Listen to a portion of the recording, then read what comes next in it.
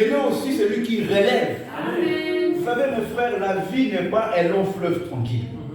Dans la vie, il y a des hauts, il y a des bas. Amen. Il y a des montagnes où on est là vraiment en plus haut. Et puis il y a des vallées là où on ne voulait pas rentrer. Mais on est dans des vallées, ça arrive.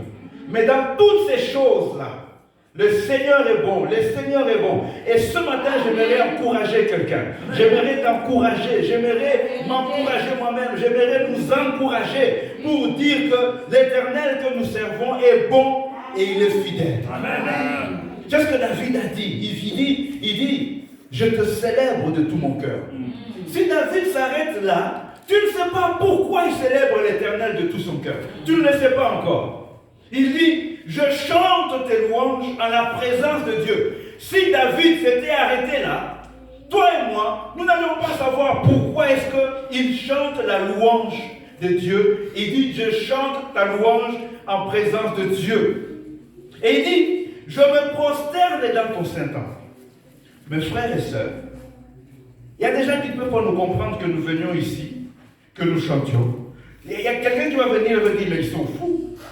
Qu'est-ce qu'ils font là? Pourquoi est-ce qu'ils chantent comme ça? Pourquoi ils en... Non, David disait aussi, je viens, je me prosterne dans ton Saint-Temple. Et il ajoute, je célèbre ton nom. Maintenant, là, il dit pourquoi. Pourquoi est-ce qu'il célèbre Dieu de tout son cœur? Pourquoi est-ce qu'il chante les louanges de Dieu? Pourquoi est-ce qu'il vient dans son temple et se prosterne? Pourquoi est-ce qu'il célèbre le nom de l'Éternel? David dit, à cause de sa bonté et de sa fidélité. Amen. Amen. Mon frère, ma soeur, quand tu as vécu la bonté de Dieu dans ta vie, tu es prêt à ôter ta veste et à la jeter par terre. Amen. Ta vie ne compte plus. Amen. Ta vie ne compte plus parce que tu es conscient que n'eût été lui, d'abord je ne serais pas là. Amen. Souvent les gens se plaignent. Les gens disent non, j'ai des combats, j'ai ceci, j'ai cela. Laisse-moi te dire une chose. Si l'Éternel n'était pas avec toi, tu n'aurais même pas de combat. Il n'y aurait pas de combat. Le diable t'aurait directement tué, directement détruit. Tu ne pouvais pas résister. Personne ne peut résister. Le diable il n'aurait pas de combat. Tu n'aurais même pas le temps de fermer les poings comme ça pour dire je vais me battre. Tu n'aurais même pas le temps de commencer à réciter un verset biblique. Tu ne pouvais rien faire. Je ne pouvais rien faire. C'est sa bonté qui nous maintient. Amen. Parfois nous avons des combats parce que Dieu justement est bon. C'est pourquoi il y a des combats. S'il n'était pas bon, il n'y aurait pas de combat. Amen. Parce qu'on va combattre contre le plus fort. Le diable est plus fort que nous. On ne pouvait pas combattre. Amen. Amen. Donc mes frères et mes sœurs, Dieu est bon. Amen. Peu importe ta situation, peu importe ma situation aujourd'hui, je me tiens ici et je déclare que l'Éternel que je sers est bon. Amen. Il est bon et il est fidèle. C'est un Dieu vrai et bon. Nous devons, n'oubliez jamais cela. Le monde cherchera à te faire oublier ça. Les hommes chercheront à te faire oublier ça. Le diable cherchera à te faire oublier cela. Les situations dans ta vie, parfois tu vas voir, c'est comme si toutes les histoires de la terre, c'est comme si tous les problèmes de la terre reposent que sur toi. Pour te faire oublier la bonté de Dieu. David dit, mon Dieu est bon. Il dit au Seigneur, en fait, David à ce moment-là, il ne regarde pas les gens. Il ne regarde plus personne. Il y a un moment dans la vie, il ne faut plus regarder les gens. Parce que tu vas te perdre. Tu dois regarder l'Éternel. Et David regardait, et il dit à Dieu, Seigneur, moi je ne sais pas dans ce psaume-ci, quelle était la vie de David en ce moment-là. Je ne sais pas ce qu'il affrontait. La Bible ne nous dit pas, on ne donne pas une petite histoire au-dessus, parce que souvent on donne un récit. Mais ici on ne dit pas. Mais seulement David vient, il dit à Dieu, il dit, Seigneur, regarde-moi, tel que je me tiens là. Quand je viens dans ton temple, je me prosterne. Quand je viens, je célèbre ton nom. Il dit, je célèbre ton nom, non pas avec ma tête, mais de tout mon cœur. Malgré les événements, malgré les situations, malgré les circonstances, je célèbre ton nom de tout mon cœur. Mon frère, ma soeur, tu n'aimeras pas Dieu si tu ne l'as pas encore aimé dans des problèmes. Si tu n'as pas encore montré l'amour du Seigneur, que tu l'aimes malgré des situations contraires, malgré les événements. Tu l'aimes, tu l'aimes, et tu l'aimes, et tu le célèbres de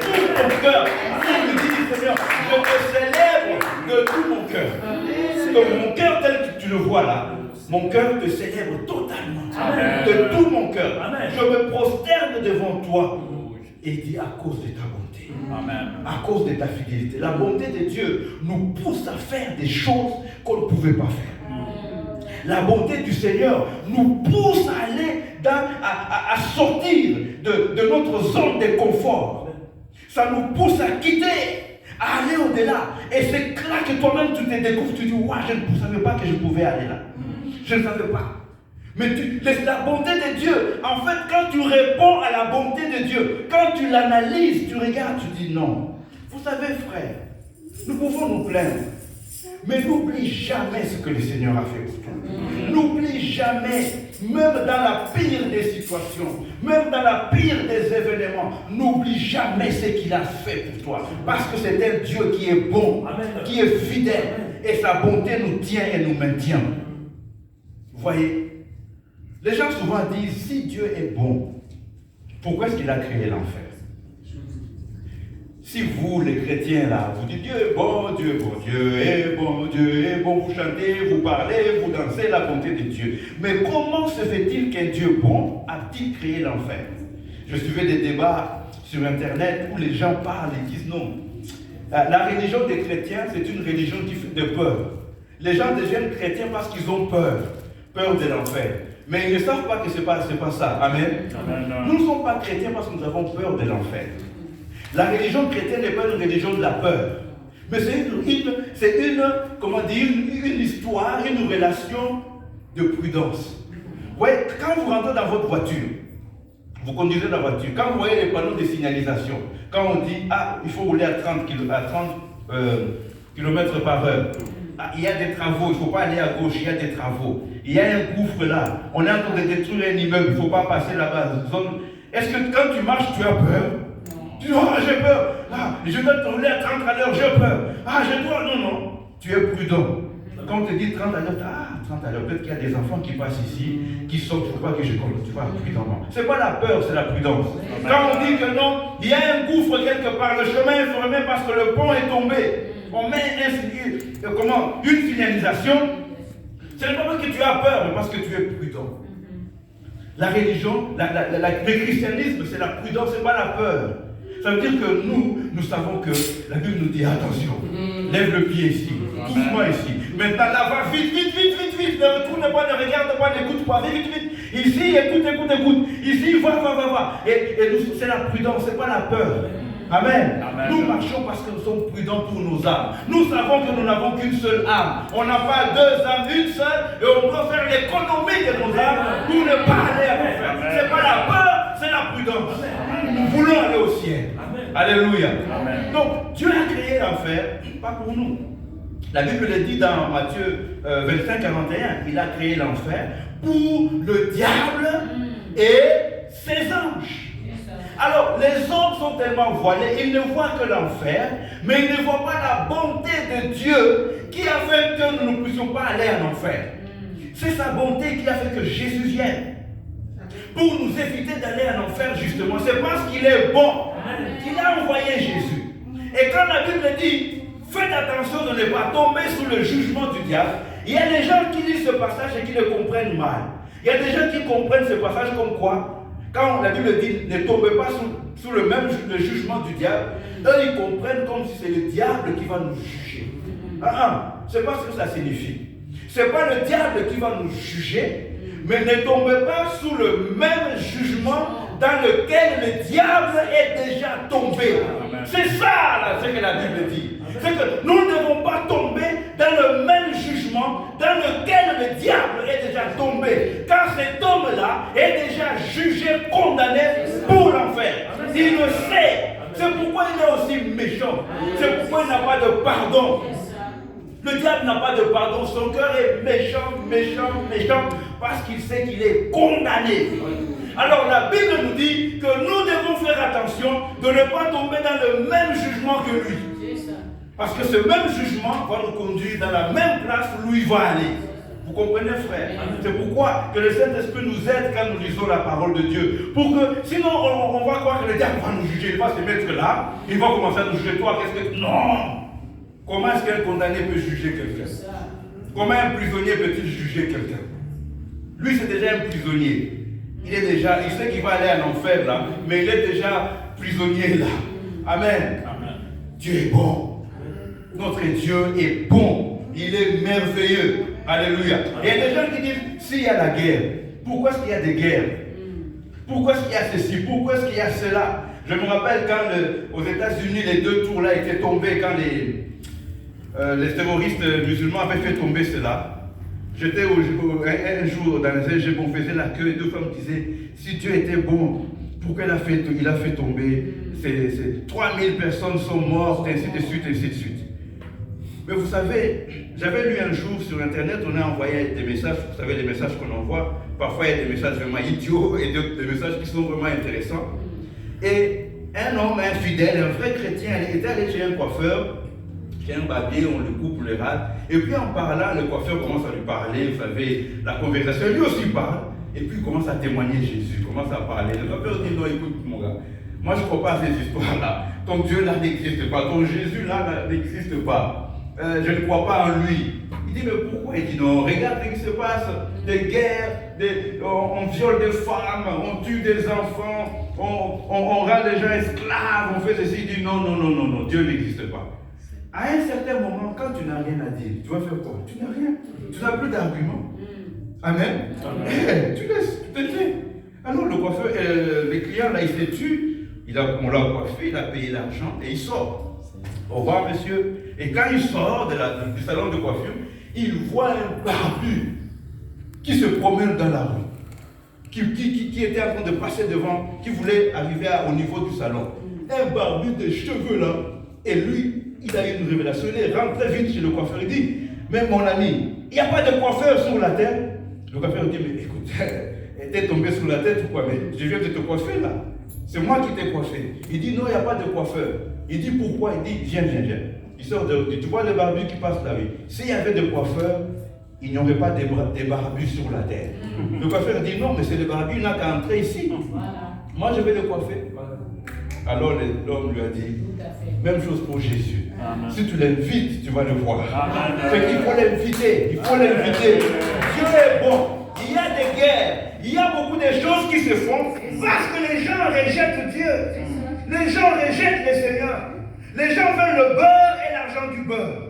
Ils veulent acheter le beurre et puis ils veulent garder l'argent. Non, le beurre, on l'achète, on laisse l'argent. Et si on ne donne pas l'argent, on n'a pas le beurre. C'est ça la vie. Donc il faut payer. Et les gens ne veulent pas recevoir Jésus. Ils veulent abandonner le Seigneur et ils veulent avoir la protection du Seigneur. Ils veulent avoir la paix du Seigneur. Ils veulent les choses de Dieu. Non. La vérité est qu'il est bon. Et que notre Seigneur est bon. Alléluia. C'est quoi la bonté? La bonté, c'est de voir des actes qui sont faits pour nous sans que nous ayons rien donné. C'est ça la bonté. L'amour. Quelqu'un qui nous aime alors qu'on n'a rien donné. Mais il nous aime. Il nous aime. On ne lui a rien donné. C'est ça la bonté. C'est quoi la fidélité? La fidélité, c'est tenir ses promesses. C'est honorer ses engagements. Quand on va dire quelqu'un est fidèle, c'est comme quelqu'un quand il dit je viens à telle heure, et il vient. Je vais faire ceci, mais il fait. Je ferai ça. Amen. Il y a culte à 10 heures, on est à 10 heures. Amen. C'est ça la fidélité aussi. Amen. Alléluia. Amen. La fidélité, c'est d'honorer ses engagements. Amen. Amen. Et Dieu est fidèle. C'est pourquoi David pouvait le dire, il dit, Seigneur, je fléchis mes genoux, je te loue à cause de ta bonté et de ta fidélité. Maintenant, pour nous, pour que nous puissions nous aider nous-mêmes, nous allons voir un peu comment est-ce que Dieu a été fidèle à David et comment il a été bon. Parce que ça va aussi nous aider. Amen. Amen. Est-ce que nous pouvons aller dans 1 Samuel, chapitre 16.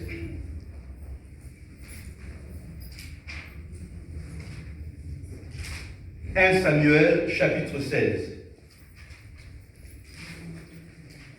Voilà, la Bible déclare, l'Éternel, au verset 1, on peut commencer là, on va sauter en lisant.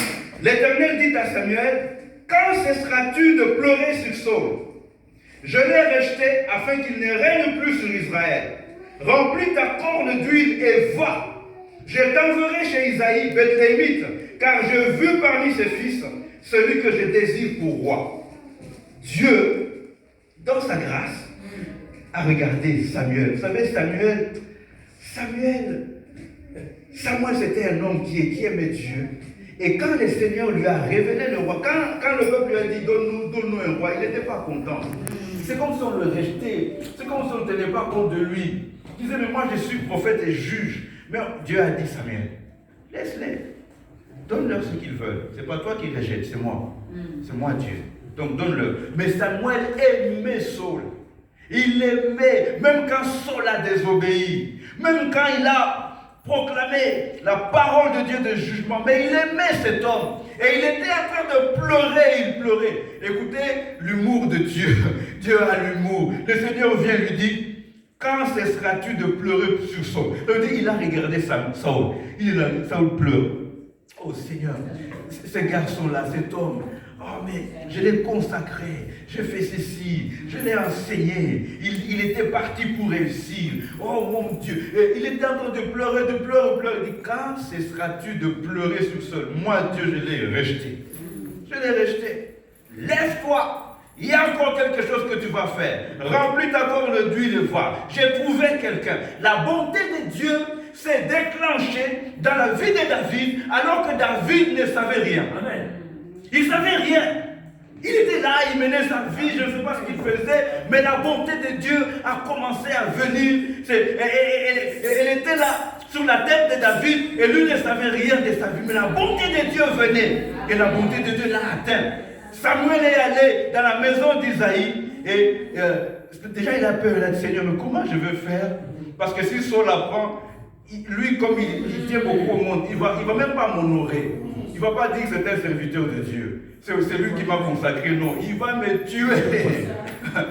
Il y a des moments où tu vois les gens passent au-dessus que tu n'es plus serviteur. Donc c'est autre chose. Là, ça ne compte plus. Samuel a dit non, Seigneur. Moi, il va essayer de dire non, va seulement. Va seulement dire que tu vas faire un sacrifice. Et tu vas leur dire que tu vas faire un sacrifice. Et tu vas aller dans la maison d'Isaïe. Et il est parti. Il a fait ça. Il dit, où sont tes fils? Isaïe amène des fils. On présente le plus grand, on va jusqu'au... Et on termine. Dieu dit, ne regarde pas la taille de celui-là, ne regarde pas la beauté, c'est pas lui, c'est pas lui, c'est pas lui. Vous voyez, on a présenté tous les fils. Ce qui est extraordinaire, c'est que même le père a oublié David. Même son père a oublié. On a dit, où sont tes fils? Il a dit, voici mes fils. Mais il y avait un. Alors Samuel dit, le Seigneur ne peut pas m'envoyer ici comme ça, enfin.